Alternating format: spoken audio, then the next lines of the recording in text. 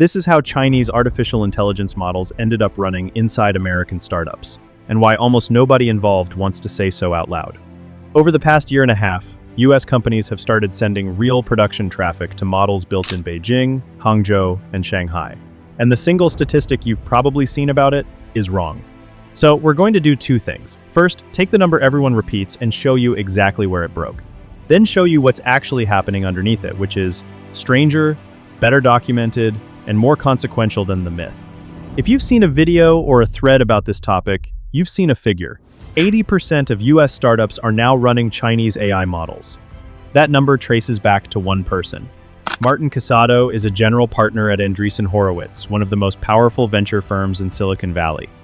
He co-founded the networking company Nicira, and he's backed companies including Cursor and World Labs. Late in 2025, in an interview with The Economist, he described what he was seeing in startup pitch meetings. The quote spread instantly. Reddit threads, aggregator sites, headlines.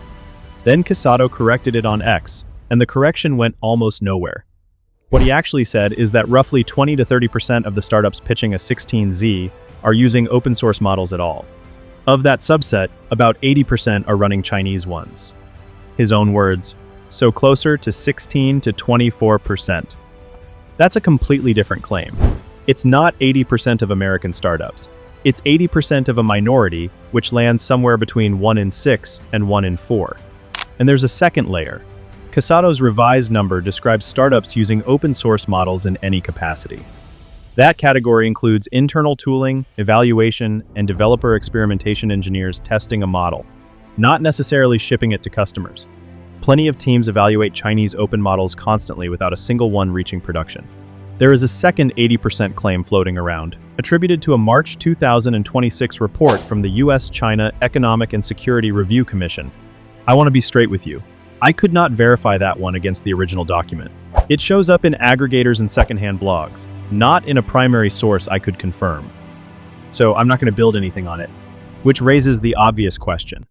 If the headline number is inflated, is there a real story here at all? Yes, and you don't need the myth to tell it. Let's start with Hugging Face, the largest open model repository in the world. In March 2026, they published their State of Open Source report, and the geographic finding was blunt.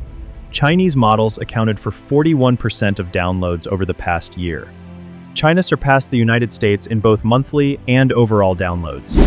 The scale underneath that is worth sitting with.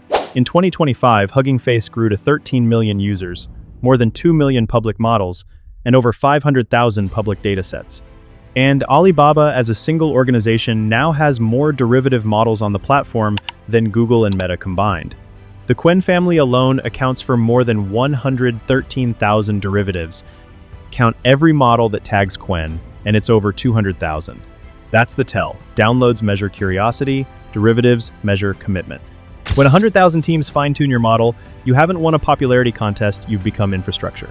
The ATOM project, run by researcher Nathan Lambert, tracked the same handoff. By August 2025, Qwen-derived models made up more than 40% of new language model derivatives on Hugging Face. Meta's Llama had fallen to about 15%. The default base model changed hands, and it changed hands quietly. Now, the other dataset everyone cites, OpenRouter. It's a gateway that lets developers route requests to more than 400 models from over 60 providers, and it publishes usage data. It's also where most of the confusion on this topic comes from, because the numbers are all over the place. Here's the honest version. MIT Technology Review reported Chinese open models rising from almost nothing in late 2024 to nearly 30% of usage in recent weeks. A joint OpenRouter and a 16Z study covering 100 trillion tokens found Chinese open source models went from 1.2% in late 2024 to nearly 30%, averaging 13% of weekly volume. In February 2026, 1 week hit 61%. In July 2026, a post noted Asia-based models at roughly 60% of tokens. Those figures aren't contradicting each other. They're measuring different things over different windows, and some of them are peaks, not baselines. That 61% week included the Lunar New Year period. It was not a sustained level. An OpenRouter is a developer routing service. It doesn't capture what's running inside corporate production environments. The most useful number for our question comes from CNBC in July 2026, because it isolates American companies specifically. The share of tokens used by US companies on Chinese models has stayed above 30% every week since February the 8th, rising as high as 46%. The average over the previous 12 months was 11%. In the first half of 2025, it was 4.5% to over 30. That's the real story. Not 80% of startups, a genuine, documented, order of magnitude shift in where American token traffic goes. So why is it happening? The clearest answer comes from a San Francisco startup called Lindy, which builds AI assistants that manage your email and calendar. Founder Flo Crivello told NPR that in meeting after meeting with his finance lead, one fact kept surfacing. By far, our number one expense was Anthropic. More than payroll, for a company of over 24 people, more than rent, more than anything. In June 2026, Lindy migrated 100% of its traffic to DeepSeek. Crivello said it was roughly 10 times cheaper and saved the company millions. And this isn't only a startup problem. Uber CEO Dara Khosrowshahi said on the Invest Like the Best podcast that Uber burned through its entire annual AI budget in a single quarter, and that it was forcing the company to adjust. To be precise, Uber did not respond when NPR asked whether it uses Chinese models. I'm not claiming it does. I'm telling you the cost pressure is real at every scale. Here's what that pressure looks like in raw numbers. As of July 2026, priced per million tokens. DeepSeek V4 Flash runs 14 cents for input, 28 cents for output. DeepSeek V4 Pro is about 44 cents and 87 cents. Claude Opus 4.8 is $5.25. GPT 5.5 is $5.30. Run the comparison directly. DeepSeek V4 Pro's input is about 11.5 times cheaper than GPT 5.5 and Claude Opus. Its output is 34 times cheaper than GPT 5.5 and 29 times cheaper than Opus.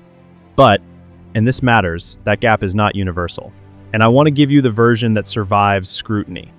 Against small Western models, DeepSeek's advantage vanishes. GPT 5.4 Nano, Gemini 2.5 Flash Lite, Grok 4 Fast, Llama 4 Scout all sit in or below DeepSeek's budget band. Flash Lite and Llama 4 Scout are outright cheaper than V4 Flash. And at the top end, the cheap Chinese model framing is actively falling apart. Moonshot's new flagship, Kimi K3, is priced at $3 input and $15 output. That's identical to Claude Sonnet 5. It undercuts Claude Opus by about 40%. But it's roughly 21 times the output price of DeepSeek V4 Flash. Kimi K3 is not a bargain model. It's a frontier model priced like one. There's a second driver besides cost, and it gets overlooked. Yasser Adalon of the Center for Strategic and International Studies points out that open weights let a company run a model locally, meaning sensitive data never leaves the building. For firms that don't want to hand proprietary information to an outside provider, that's not a discount, that's control. Though he notes the trade-off, you need serious hardware, roughly $30,000 in GPUs, RAM, and storage. Eugene Chea, who runs the model hosting company Featherless, framed the whole calculus as the difference between a Ferrari and a Honda. A lot of teams are fine being one step behind the frontier because the gap keeps shrinking, and at some point you have to ask whether it still matters for the job in front of you. Let's name names, because this is where the story stops being abstract. Lindy runs on DeepSeek V4, announced publicly by its founder. Cursor, the AI coding tool, built its Composer 2 model using Kimi from Moonshot AI. Cursor is not a small company. In June 2026, SpaceX acquired its parent Anysphere for $60 billion in an all-stock deal, the largest venture-backed startup acquisition ever recorded. DoorDash. Co-founder and CTO Andy Feng posted on X that a Moonshot model was better quality at cheaper cost, alongside an experimental DoorDash CLI in limited beta. Airbnb has used Alibaba's Qwen in customer service models. Perplexity and NVIDIA have both made use of Qwen. Siemens has been experimenting with moving daily operations toward Alibaba and DeepSeek. And then there's the counterexample, which is just as instructive. John Gordner runs Comment.io, a company founded only weeks before he spoke to NPR. He isn't switching. His reasoning, saving a few dollars on a cheaper model isn't worth it if you spend 2 or 3 extra weeks fixing its mistakes. He added something sharper.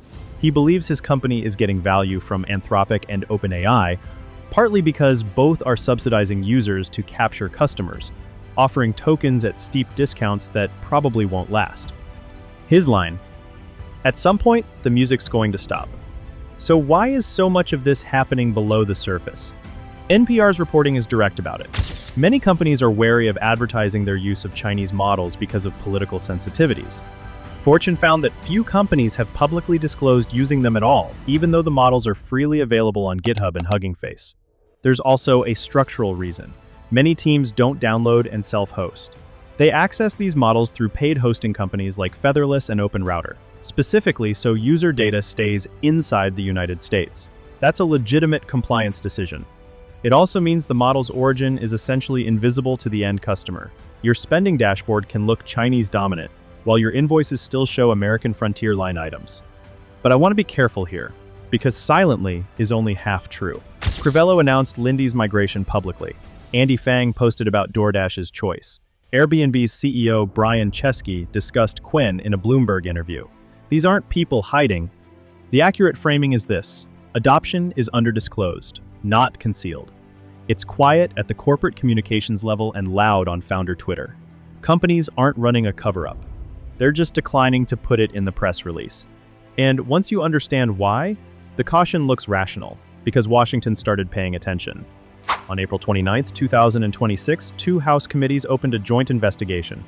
The House Select Committee on China, chaired by John Moulinar, and the House Committee on Homeland Security, chaired by Andrew Garbarino, sent letters to the CEOs of Airbnb and AnySphere. The framing in those letters was a Chinese campaign to, in their words, accelerate its AI capabilities by exploiting American innovation. A State Department spokesperson told CNBC that Chinese models are designed to advance Beijing's narratives, censor dissent. The companies pushed back. Airbnb said its AI activity runs overwhelmingly on US origin models, and that its limited use of Chinese open-source models runs only through approved US-based providers. Chesky was more pointed in a Bloomberg interview. "We are not providing data to any Chinese companies." His argument was that lawmakers were misunderstanding the technology. An open-source model doesn't have access to your data because you're running it. Cursor declined to comment. And there's the enforcement problem, which the committees themselves are grappling with. You cannot ban an open weight model. The weights are already on the internet. Sources close to the investigation have flagged that trying could run into First Amendment issues. The same investigation is quietly asking a second question: whether America has a sufficient open weight strategy of its own, so companies aren't forced to choose between expensive US models and cheap, capable Chinese ones. Underneath all of this sits the distillation fight. In February 2026, Anthropic alleged that DeepSeek, Moonshot AI, and Minimax created over 24,000 fraudulent accounts and generated more than 16 million exchanges with Claude targeting agentic reasoning, tool use, and coding. Minimax accounted for over 13 million of those exchanges. Elon Musk responded by accusing Anthropic of stealing training data at massive scale, citing a reported $1.5 billion copyright settlement over books. Worth noting, Musk's company now owns Cursor. He is not a neutral party. It escalated again this month. On July 16th, Moonshot released Kimi K3 roughly 2.8 trillion parameters, the largest open-weight model released. Moonshot claims it substantially outperformed Claude Opus 4.8 and GPT 5.6. Artificial analysis ranked it 4th out of 189 models, 1 point ahead of Opus. The market reacted the next day. TSMC fell 7%, despite reporting a 77% jump in quarterly operating profit. SoftBank fell 9%. Nvidia briefly lost its position as the world's most valuable company to Apple, though a semiconductor sell-off was already underway before K3 landed. Then on July 22nd, as I record this, Michael Kratsios, director of the White House Office of Science and Technology Policy, posted, "We have information that Moonshot AI distilled Anthropic's fable." Treasury Secretary Scott Bessent said he was considering adding Moonshot to a trade blacklist. Some AI researchers have questioned whether the timeline even supports the claim. So, are 80% of US startups secretly running Chinese AI? No. That number came from one venture capitalist, was misread almost immediately, and the real figure he gave is closer to 16 to 24% of startups using open source at all. But here's what's true. American companies went from 4.5% of their token traffic on Chinese models to consistently above 30. Chinese models became 41% of Hugging Face downloads. Qwen quietly replaced Llama as the world's default base model. A startup whose largest expense exceeded its payroll moved everything to DeepSeek and saved millions. And the US government is now investigating American companies for using software that is legally free to download. The quiet part isn't a conspiracy. It's what happens when the cheapest tool available comes from a country your government is competing with, and the engineers make the call before the policymakers finish the argument. That's the actual story. It didn't need the fake statistic. If you want more breakdowns like this one, where we check the number before we build the video on it, subscribe. And if you spotted something I got wrong, put it in the comments. I'd rather be corrected than repeated.